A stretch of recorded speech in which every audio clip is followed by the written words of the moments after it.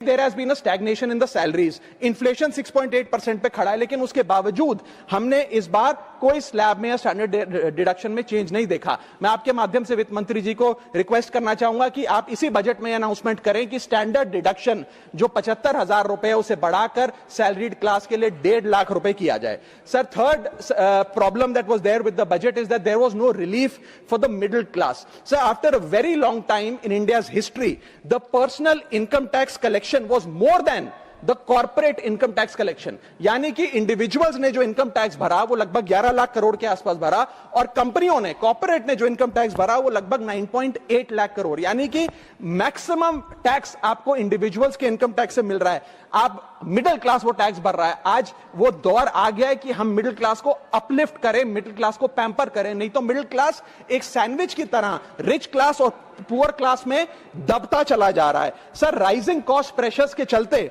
पिछले वित्तीय वर्ष में मिडिल क्लास ने देखा कि उसके एजुकेशन के खर्चे में 8% की बढ़ोतरी हुई, हेल्थ केयर 9% से महंगा हुआ, रेंट 7% से, फूड 6% से, ट्रांसपोर्ट 5% से।